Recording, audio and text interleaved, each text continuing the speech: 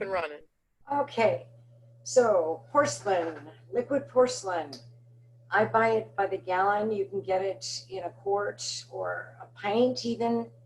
And the big doll makers and people that make vases and stuff, they can get it in 5, 10 gallon containers. The porcelain I buy is from a privately owned company in Washington, and I like it because you can reclaim it. In other words, if you have dried up porcelain, you put it right back in. It's the only company that does this. Anyway, you stir it until your arms are ready to fall off, and then you stir it some more. And then you mix it with distilled water, and you mix it by hand. And this is the only way anyone has ever done it. You put a little water in at a time and stir it. And this is, then you're going to do what's called the blue vein test. And this is the only way to test it to see if it's the right consistency to pour. And what you do is you pull your hand out of it and let it run off.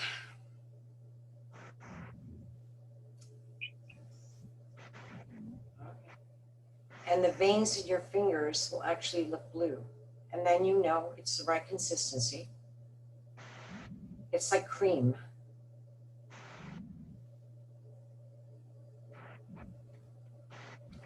Okay, and then you're gonna strain it. I'm putting the distilled water over by my workspace for later.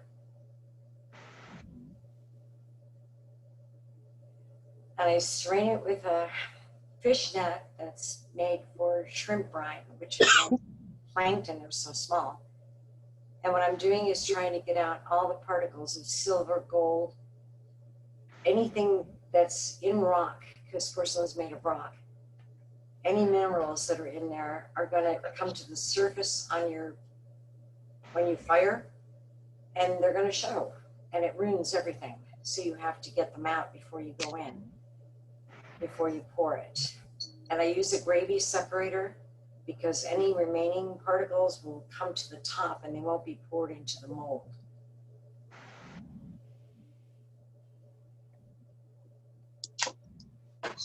Now, I learned all of my techniques from professionals. They weren't teachers or instructors. I really lucked out finding a bunch of really nice people that shared information with me. And the reason I use porcelain instead of resin or clay is because resin only has a 55-year shelf life.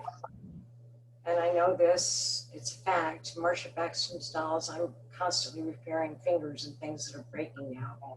They're drying up and breaking off. And they don't know about the clays, how long they're going to last, because they're too new. But porcelain's been around since the Ming Dynasty, so the rock, if you use a rock, it's hard. It's going to last.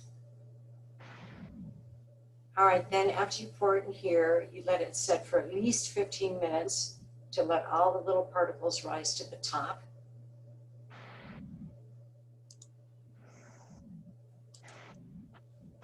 And you clean up the mess. Then you pour.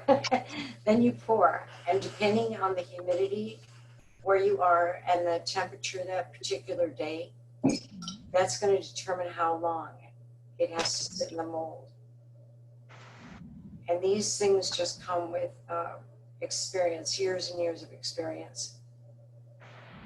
And I used to live near the beach in California, and it was very moist in the air. Then I moved here to Arizona. Oh my, what a difference. It's so dry here that it takes 1/3 as long to do anything. So I pour the larger molds first and the smaller ones last, because the smaller ones set up much faster.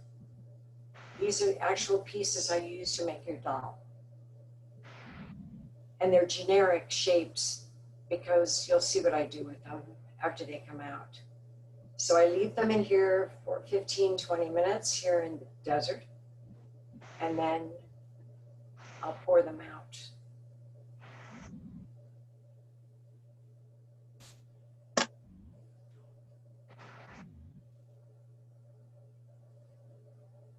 You have to get all the liquid porcelain out of there, or there will be bubbles inside and it will crack or blow up in the kiln.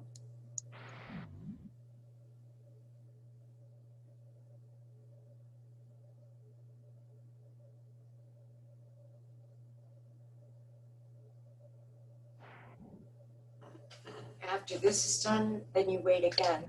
Again, depending on the temperature and the humidity, how long they're going to take to dry. They're going to be leather hard. See the thickness of the porcelain inside, the mold. I pour relatively thin, especially the faces, the heads, because I like a translucent look after it's poured, after it's fired. Okay, so now those are going to sit for another 20 minutes to half an hour. And then I'll take them out. I clean all the porcelain off my molds so they're years. God, some of these are 40 years old. If you take really good care of them, they last a long time. See how yellow the inside of the mold is from the moisture? You don't use that mold again until it's completely dry, and you keep it very tightly sealed so it doesn't lose its shape.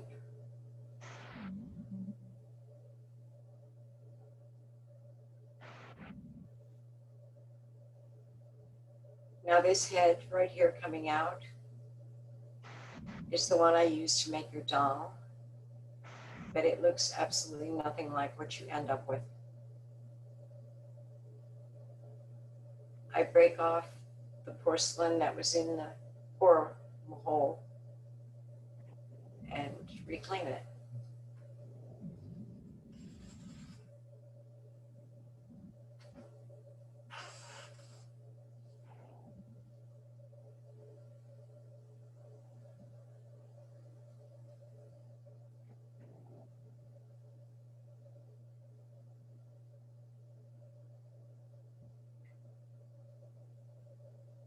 The molds, I know how to make my own molds too. I've made some, but I find I don't need any more.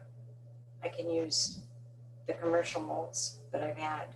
This one's not quite set yet, so it's going to sit for another 10-15 minutes. These are ready to go. And this is called leather hard stage. Now, a few minutes later, I can start to carve. And these are dental tools. These are what a dentist would use to do a root canal in your mouth. 2 different size files. The yellow one is a smaller one.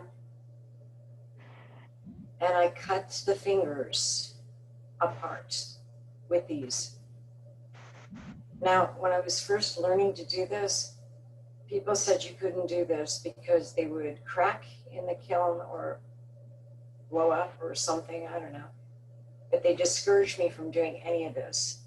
But what I wanted to do was separate all the fingers and the toes if they show, and bend them and move them. So I can bend these fingers now to hold a wine glass or a coffee cup or a leash on a dog or something. And I can't even imagine why you wouldn't want to do this if you could. But it takes a long time. Each finger has to be cut and then smoothed out and then bent individually. And years ago when I started doing this, 100 years ago, porcelain shrinks in the kiln up to 20%. So whatever you're trying to measure to hold or do something with the hand, you have to take that 20% into consideration.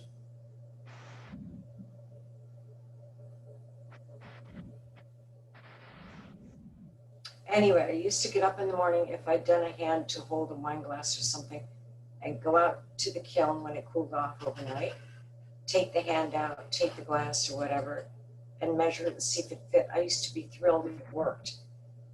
Now I don't even bother. It just does. The thrill is gone. I don't know why other doll makers don't do this. The people that do the large dolls do, the really big dolls. And that's where I learned to do it. I also learned to make molds from a man who made life-size dolls. He was just extremely good at it. And then when he taught me, he told me, and he said, "What are you making?" And I told him what I wanted to do. And he goes, "Oh, I have no idea how to do that. That's like one finger for me." But they taught me a lot. I happened to fall into a doll show when people were bored. There were no customers and many doll makers from all over the world, and they were bored. So they wanted to talk. They wanted some company. So they told me a lot of their trade secrets.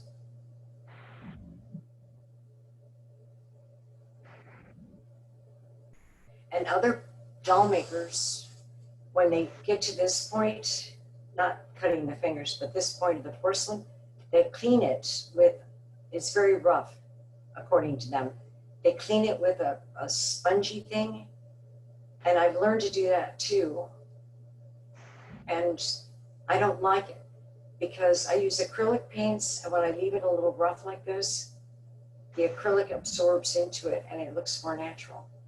Most people that do porcelain dolls China paint. Now I'm using a circular motion with the distilled water and the brush to take the mold line off. If you don't clean it completely and get it off of there, when you fire, it's going to show.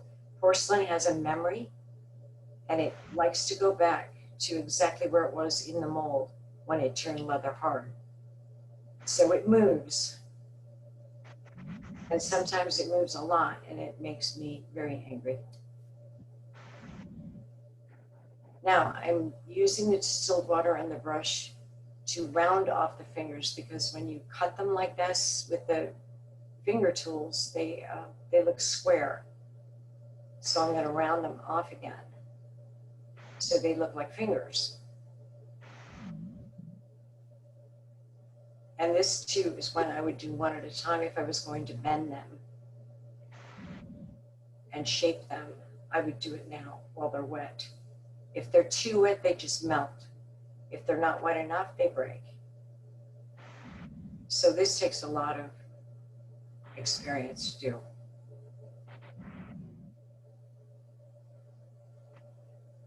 Now watch the difference between the fingers on the right and the ones on the left.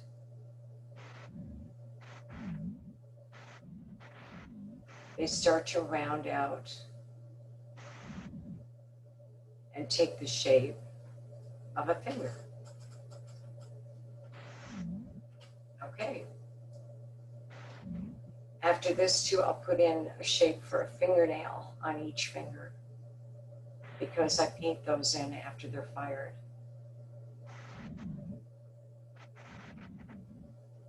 Size is very important too. With the dolls, I like everything to be exactly 1-inch scale. And that's kind of difficult to do. You see the difference now in the fingers.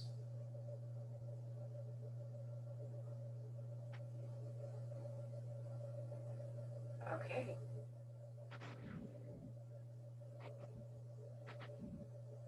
Now I'm going to show you how I carve the head.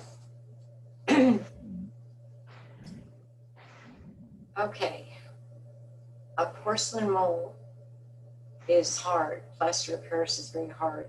So you cannot have what they call undercuts. There can't be any shadows when you're looking straight down at a piece or from the back. All the detail has to be smoothed out. So I'm going to put it all right back in. These would be called undercuts, behind the ear, in the ear. You can do this in a resin mold because they're rubber. So if I did these and then made a resin copy of them, yeah, well, it'd be a lot easier. But each one of these has to be done individually.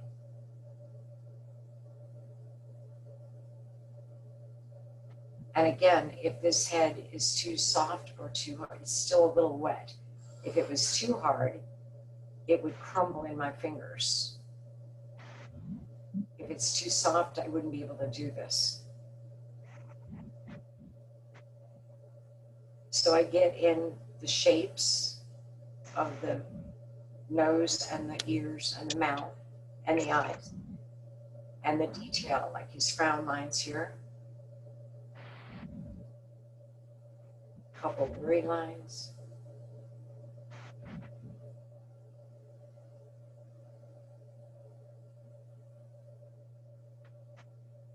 While I'm doing this, watch the difference between the right and the left side of the face.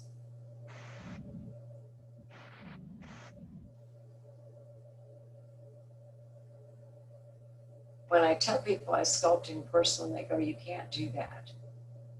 What are you talking about?" They think I'm using porcelain clay, which I know how to do too, but it's a whole different look when it's fired. Shape the nose. The detail is very important to make it look like a real person instead of a doll.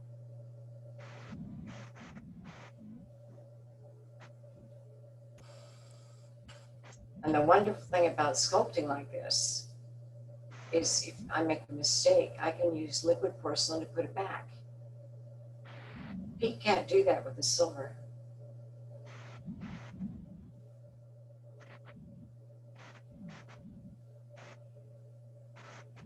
So each face and each hand takes quite a while to carve.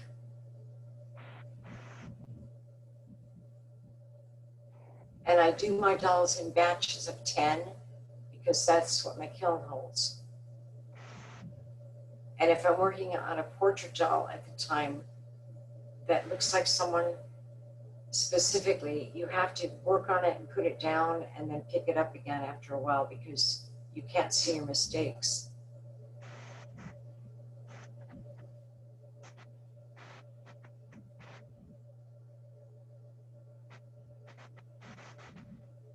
He's coming along. Again, take the mold lines off. And then I'll start to add the liquid porcelain to build up the ear and make it more realistic.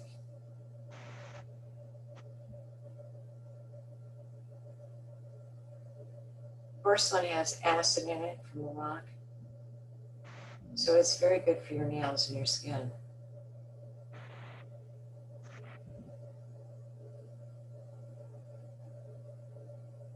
I don't remember the last time I had a manicure.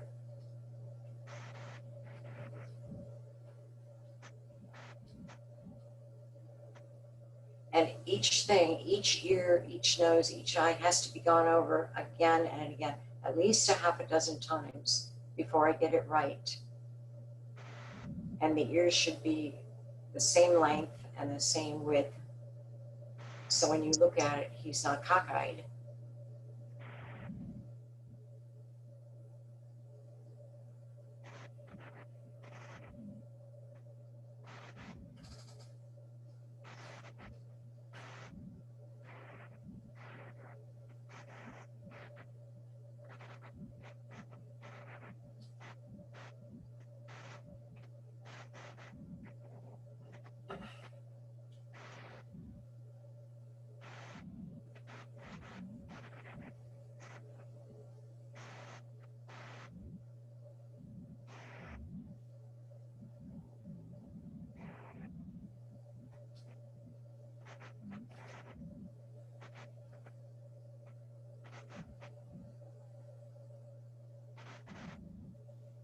Okay.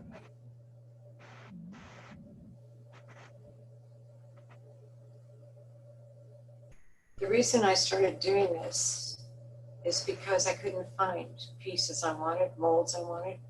So I just changed the ones I had. And I found out you can do it this way. Completely change the appearance if you've got the right shape mold.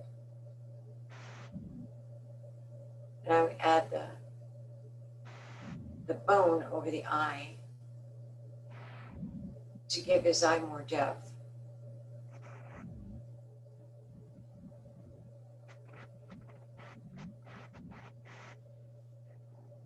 I go through a lot of paintbrushes because the acid eats them up.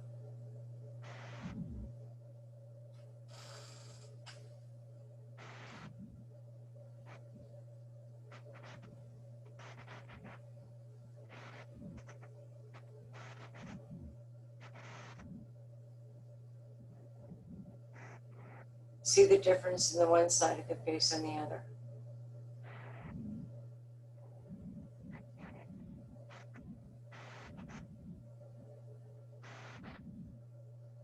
I'm giving him more of a Mediterranean nose. A little longer.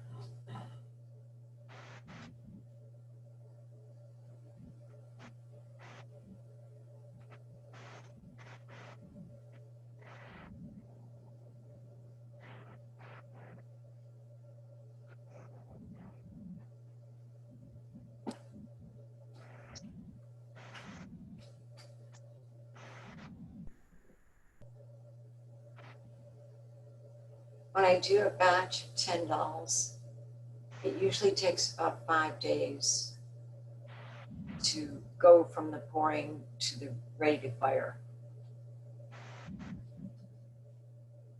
It's a lot of hours.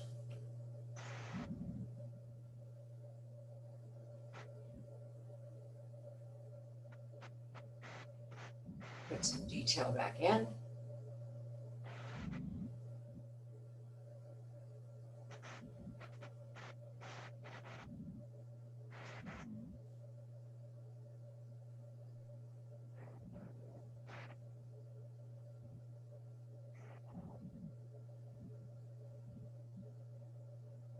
Here, he's coming along.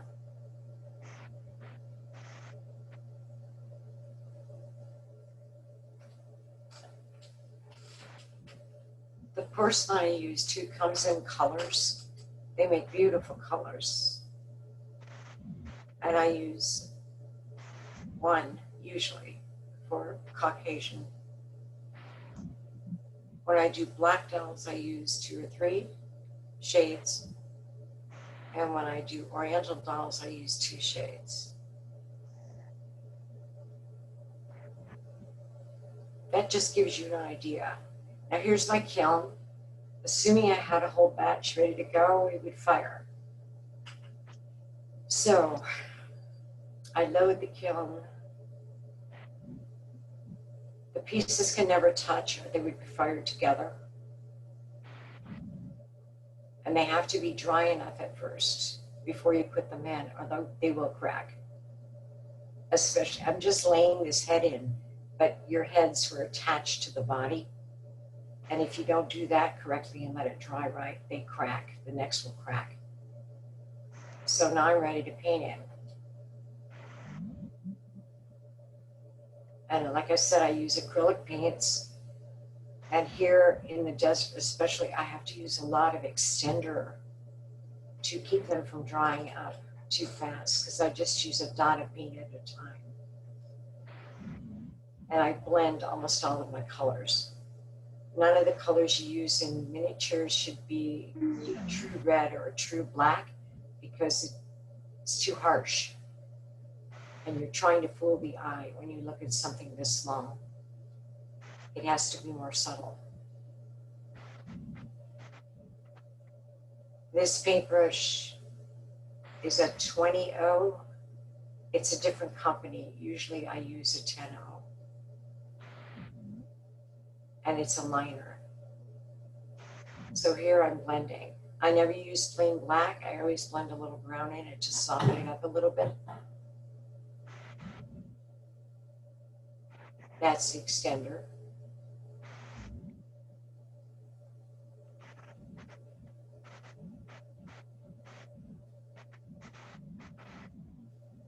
Yeah, I always use my hand, my fingers. Uh-huh. That's not good for you either. Don't do that. And then painting, my father taught me to paint when I was very, very young. It's the pressure you're putting down on the tip of the brush that causes the depthness of the line. So you don't want to use much pressure, but you always want to work with a loaded brush. In other words, a lot of paint, so you get it even. everything's even. Now painting fingernails.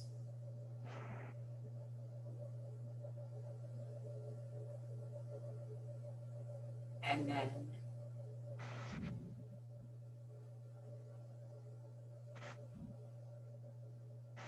the boots, shoes. And after these are painted on the dolls, I always seal the shoes and the lips and the eyes with Mod Podge to give it a slight gloss and protect the paint. But if you have one of my dolls and you get the eyebrows wet, or they're going to come off or smudge. They're not sealed.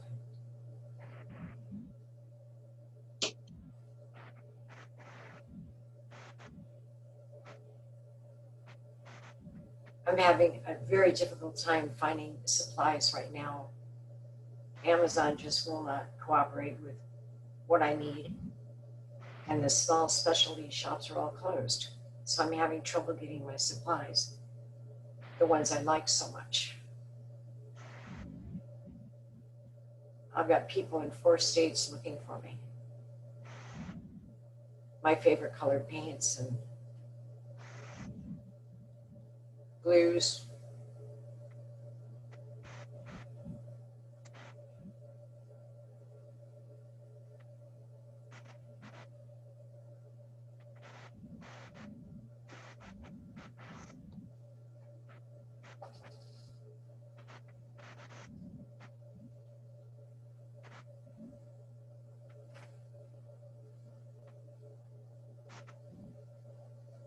Okay, now I'm going to seal up his lips and his eyes.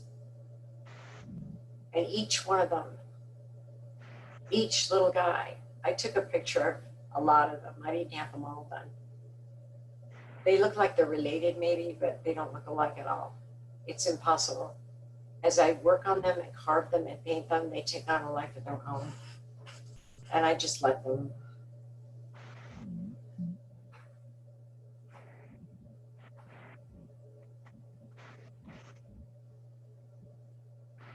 Seal the fingernails. Okay. Now, I'm going to put them together, and I use pipe cleaners and the green Zap-A-Gap glue. And because I was doing so many of these, I wanted them to be about the same height. Okay. Now the arms always have to be longer if they're going to be bent. If you measure arms straight out, they'll be one length. If you bend your elbows and measure again, they're going to be longer. Same thing with the feet. If you want your guy sitting, his legs would have to be a little longer.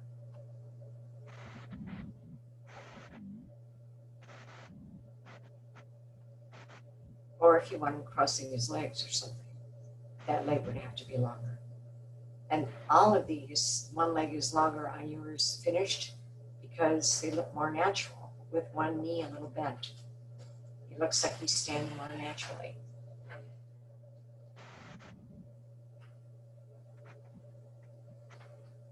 Then I put this glue, the Zap, on and let it dry or measure. Okay. Put the Zap glue on and let it dry for, well, usually I do it so it's overnight. But here, I can do it for a couple hours. It's dry, really dry.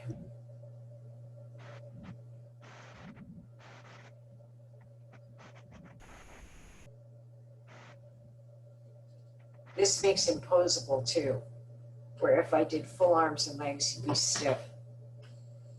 Now I use batting, and it's not the polyester that's real greasy and slick. This is more cotton. It's what they use to make quilts with. And stretch it out and wrap him tightly. Again, so he's flexible and it looks like a real leg under the cloth.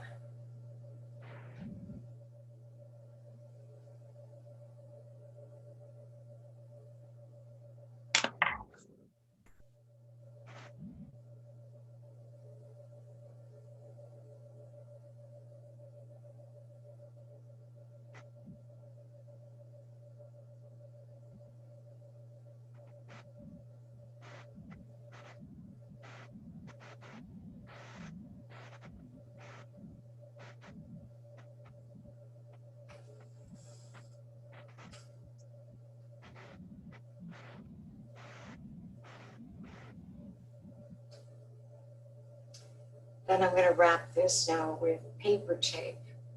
This is the kind they use in hospitals, doctors use it. 3M makes it, but a lot of companies make it now. I used to use cloth tape, but a few years after I started doing this, a collector brought me back a doll that had a broken finger, asked me if I could fix it. And when I pulled the shirt up to replace the arm, the cloth tape was yellow. So then I found out paper tape never turns yellow.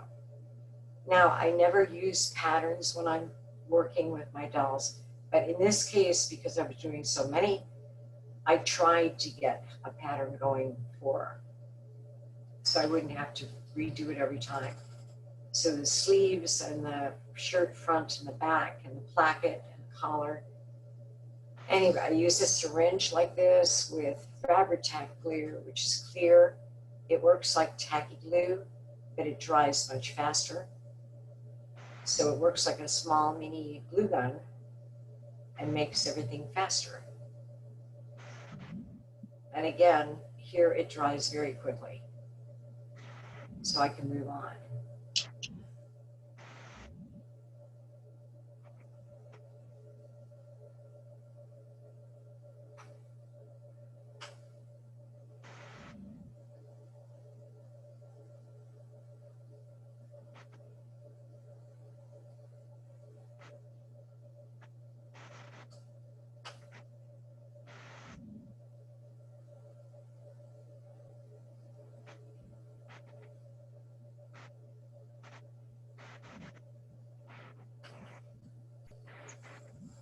Now the collar, anything I don't want to fray, liquid stitch glue works really well.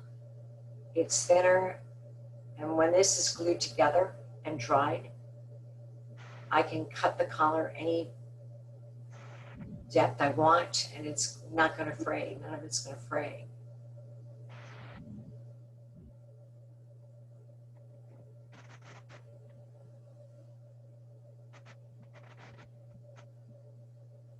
This one works well too. It never runs.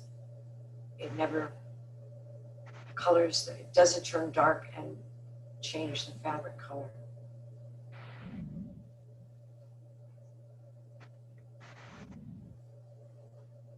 Okay. Most of the fabrics I use are natural fibers, cotton, silk, wool. But sometimes you have to use a cotton blend or the polyesters for things, and they're harder to work with because they don't wrinkle. And what you like on his pants, on a man's pants, if you dress a doll and make it completely straight up and down, it's going to look like a doll. So it's got to have some kind of crease in it that looks more natural, that looks like a man standing there.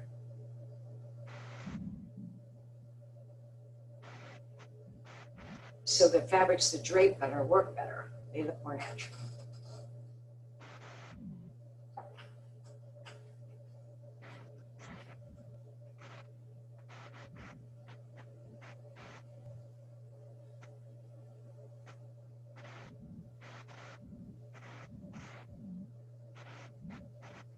My mother was a seamstress.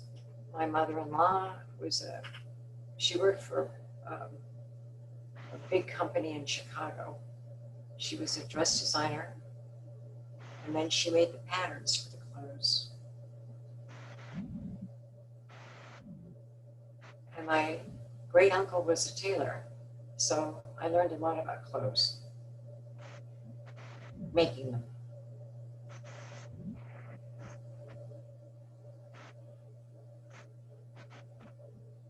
I hardly sew anything. I glue it because when you sew it, the seam lines get way too thick and bulky.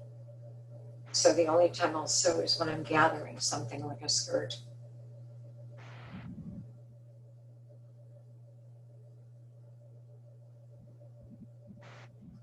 Now the hair, I use viscose silk. It comes from France. It's very easy to dye and blend, and it's shiny. It looks more like human hair than the wools. and I curl it like this on brass rods that you get at Michael's, Joann's, or the a hobby store, railroad store. Brass rods, and I cover them with candle wax from Bertha Candle, so the hair will slide off when it's done.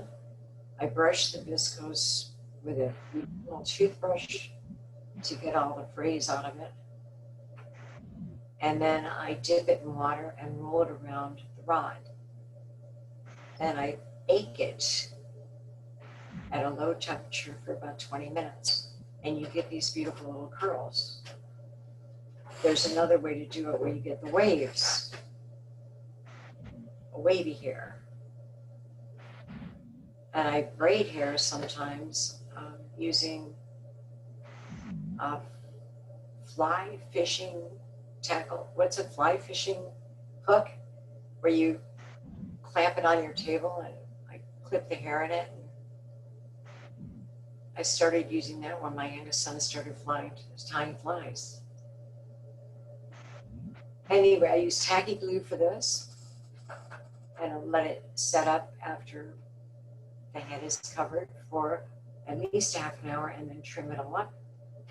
Give him eyebrows and a mustache, add his suspenders, buttons, bow tie, and his cloth. And he's ready to go. Now they all look different, every one of them.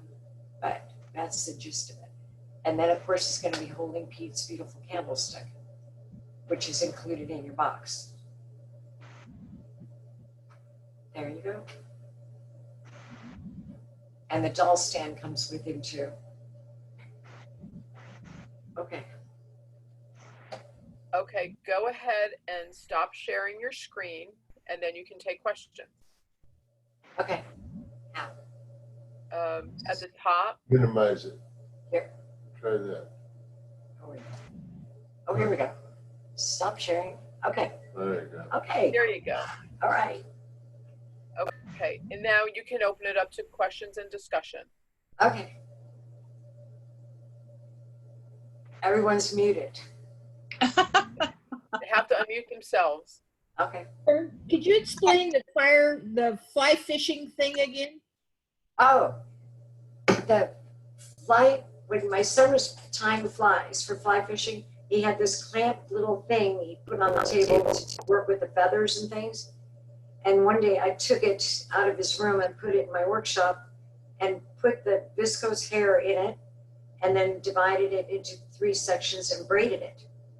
And it held it perfectly so I could make this beautiful little braid. So I confiscated his piece of equipment. So what was the name of the glue you used for the fabric? Fabri-Tac. Fabri-Tac. Fabri-Tac.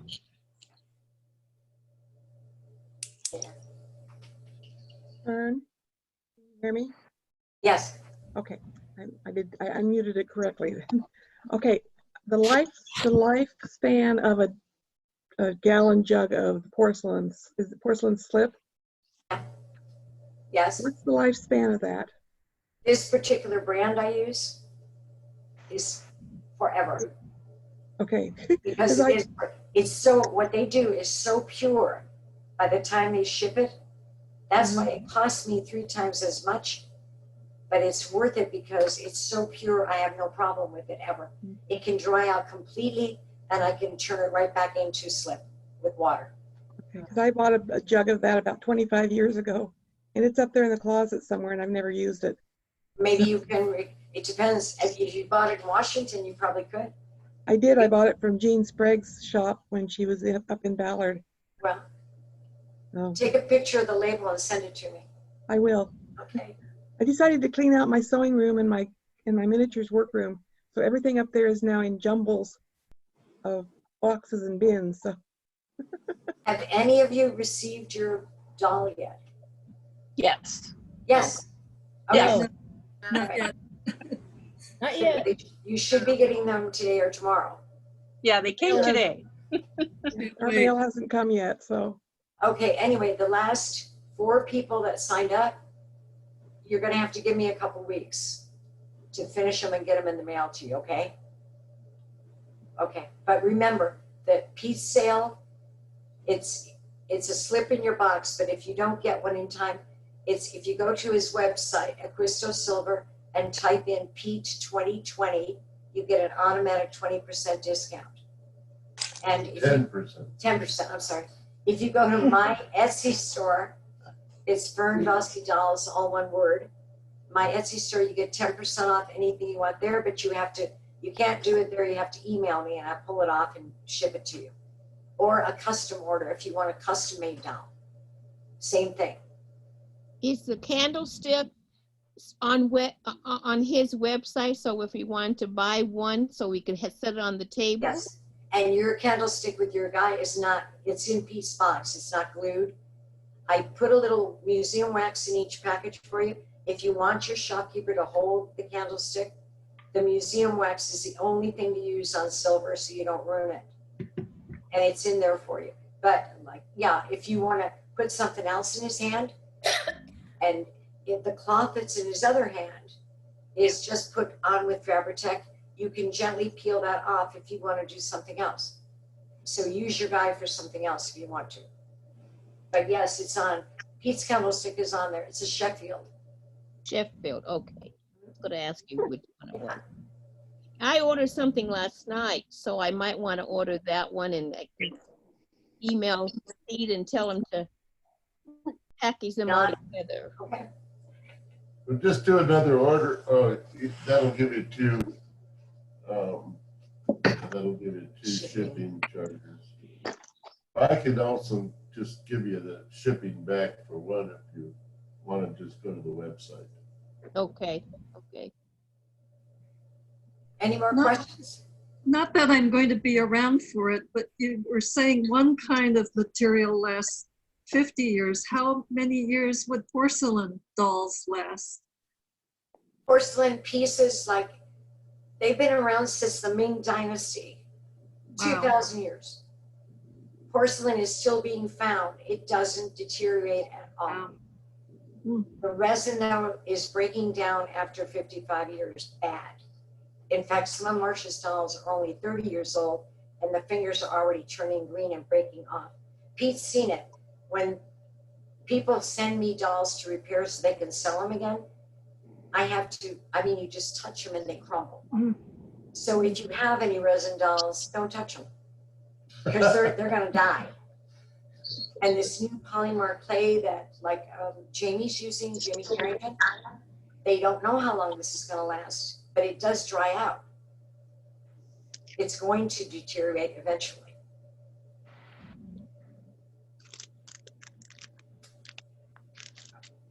Any more? I just found your video fascinating, the amount of work you put into it. Thank you. Just amazing. I just want to say thank you. I love my doll, and I'm just thrilled. And everyone should know you can take a class from Fern, and then you can make your own. That's good too. I don't do it too often, but yeah, I do teach sometimes, and the ladies seem to have a lot of fun. We did. Fern, I've Yes. dressed several dolls, but I love dressing the dolls. do you use, what kind of acrylics do you use? Do you use the cracked acrylic? I can't hear you.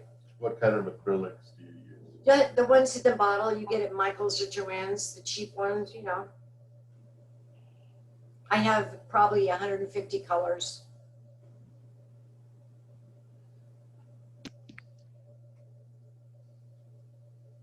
Any more questions?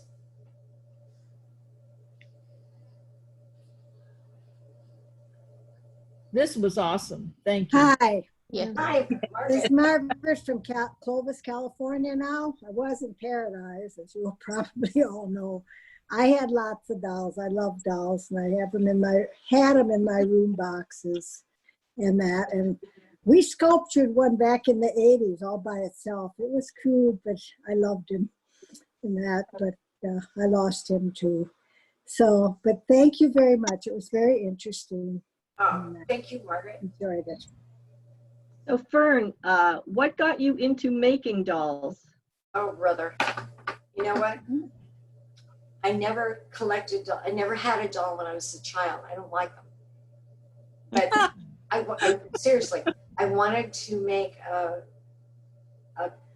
Christmas setting that was animated that looked like the New York City, the windows when I was a kid, that were all animated.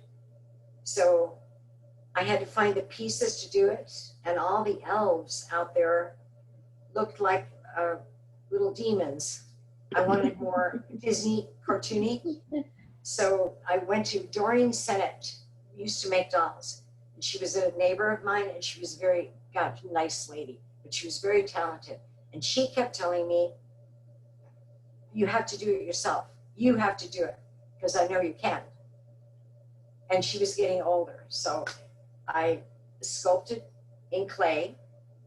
And she said, now start it in porcelain. You have to do it in porcelain. So I just fell into it, and I was just starting collecting miniatures and realized how expensive they are. And I still had little kids. And I thought, okay, I can see, I'm not going to be happy with this little gumball machine. I want a piece of his silver. I need to get into this and make some money. And that's how it started. And then it snowballed very fast. And people started offering me thousands of dollars for these room boxes I was making with these animated things. So yeah, it started quickly and snowballed. And I'm still doing it. But, Well, your dolls are beautiful. Oh, thank you. very beautiful. Oh, Thank and you for letting me come. Thank you. I just put 15 more up today that were on the Kensington Dollhouse show site. So I got them back. I put them up on my Etsy store now. So if you look, we'll have to look. Yeah, there's an Oriental. There's a Japanese lady playing a biwa. There's Queen Victoria, Monet. There's a wine guy. Anyway. I'm glad you all liked it. Oh, yes, yes. Wonderful. No more questions? I've got one. Do you fire only once? Yes. Yes, you would only, if I China painted, I would have to fire again and again and again. What color do you fire it to? The porcelain is the hottest temperature it can go besides Raku. How hot is it, you think? I don't either. I've forgotten. It's over 1,000 degrees. Okay, because I have a small kiln and I've been wanting to try. You can try it. One problem we found when she came here was that the kiln needed to be fairly close to the electrical box, and wherever you plug it in needed to be as short of a cord as you could get away with, because the kiln kept blowing fuses. Otherwise, it was trying too hard. It takes a lot of power. Yeah, is it 110, 220, or? Mine fits on. Just 110 is what they use. Yeah, some people put in a special cable for it. What's that? Some people put in a special electrical cable for those kilns. Yeah. Oh. Yeah, you can have 220 hooked up. I have to change the plug. Yeah, you'd have to change the plug. Okay. Any more questions? You said your grandmother was a seamstress in Chicago? My mother-in-law? Your mother-in-law? She worked for, what's the name of that store? Eisenberg's. My grandmother was a milliner for Marshall Fields in the early 1900s. Oh my God, yeah. Yeah. Eisenberg, and they still, in Chicago, they still have pictures of those women working. Oh, really? That's fascinating. During the Depression, and she would design clothes, and then she would be the one to make the patterns. So she was irreplaceable. Oh, yeah.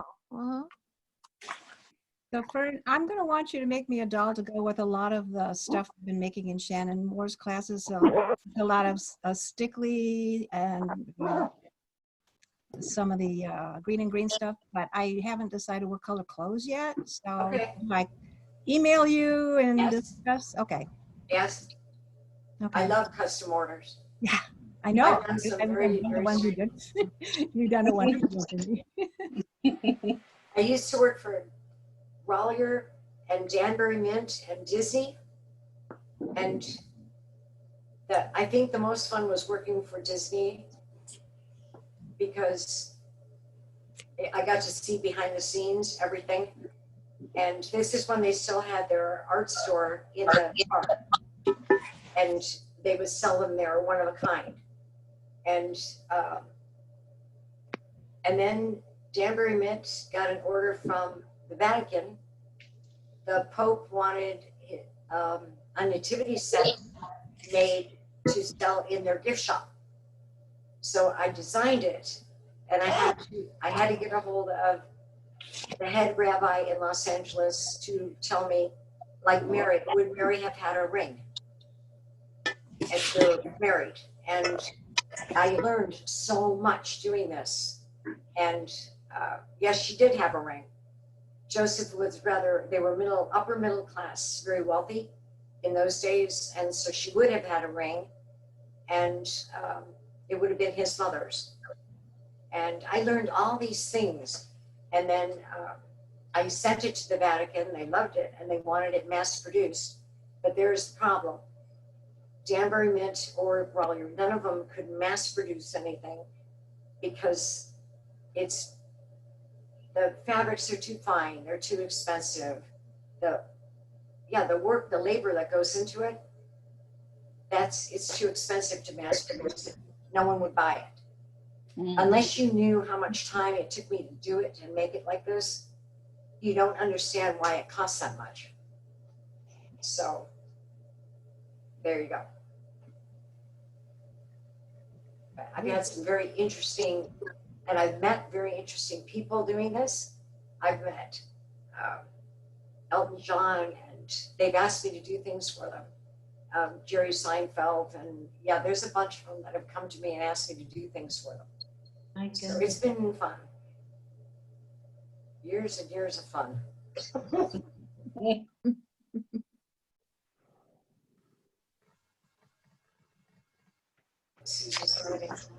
Are there other questions for Fern?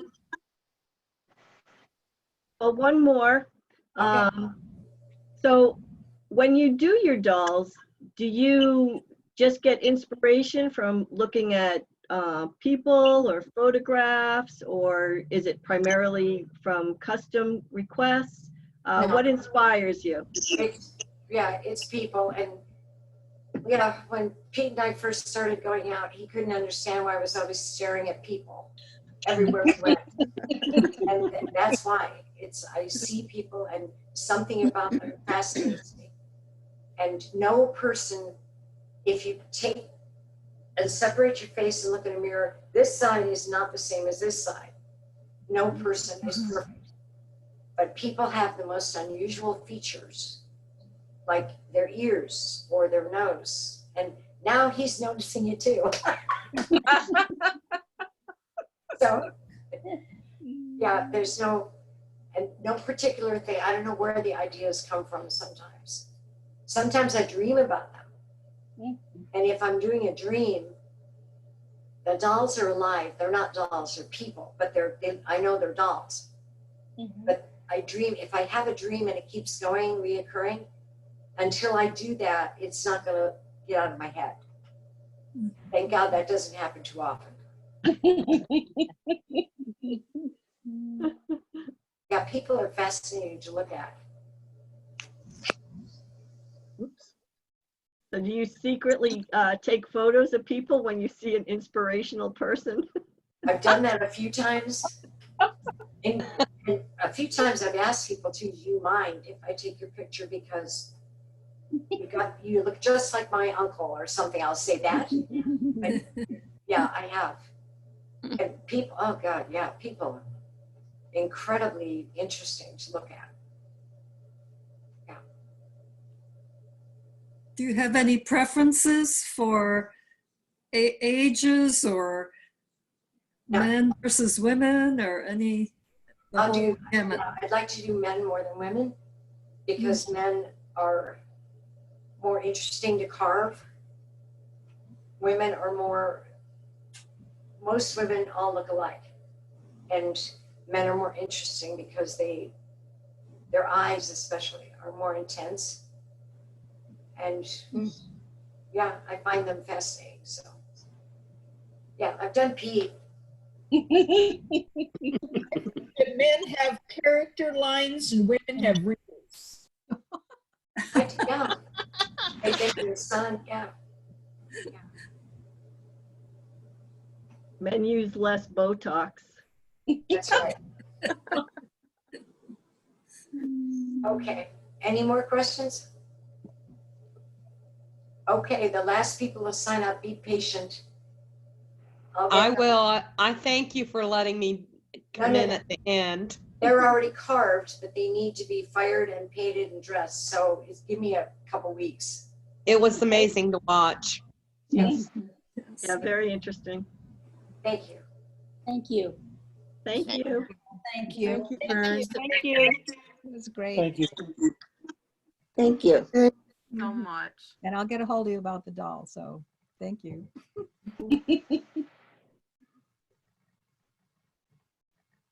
And I'd like to thank Fern too for participating in our first online thing. That was good. Thank you. It was great. Thank you. It was better than election. Oh, You work. Pete and I thought it'd be more fun because we have this opportunity to show you what we do.